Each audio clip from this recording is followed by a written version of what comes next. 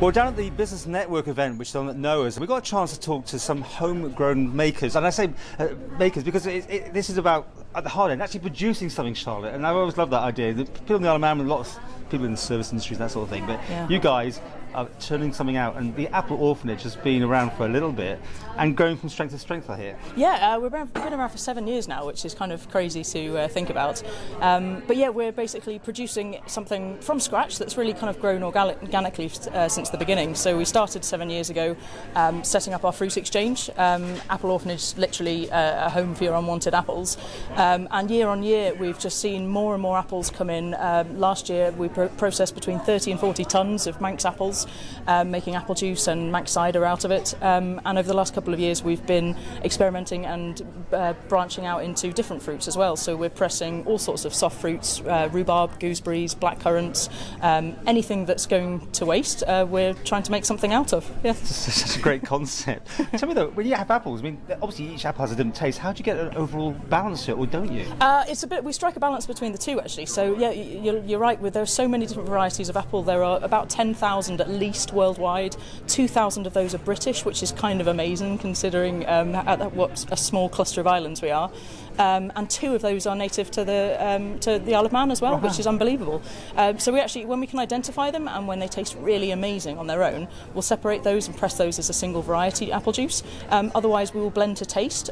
So we'll do sweet blends with maybe slightly more dessert, sweet apples, and a crisp blend, maybe with some slightly sharper, maybe cooking apples. And with the cider, it has a massive mix of eaters, cookers, crab apples even, and a small amount of cider apples as well. And year to year, there is some seasonal variation, but we try and keep them as consistent as possible. But really, we're focused on just bringing something really amazing and fresh tasting from something that's grown locally. Now, a win-win. I mean, people bring stuff in, you make something out of it. And do they take something home themselves? Oh yeah, absolutely. No, it's a fruit exchange. So they bring us fruit and they get some of the drinks that we make from it. So a straight swap. So they get to choose from maybe up to 30 different single varieties of apple juice we got, or any kind of seasonal Manx fruit presses we've got. How are you moving it forward? New equipment needed? More places to sell it, or what are you looking for? Yeah, I mean our I was going to say problem. It's not necessarily a problem.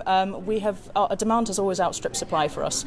So we always just need to process more. Last year we pressed between 30 and 40 tonnes on a very small press that maybe took 40 or 50 kilos at a time.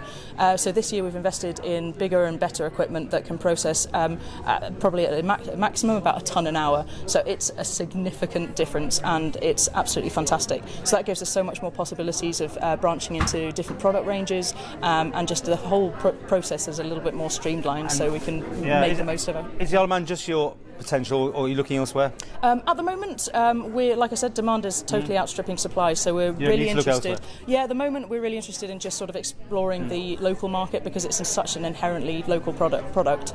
But eventually we'll probably get to the point where we'll have to look at export, which we're excited to do, but we're just not entirely sure where that point will be, so we'll just have to wait and see. And you talk to the Business Network, is it to explain what you do, or are you looking for opportunities, or what? To be honest, I hadn't thought about that too much.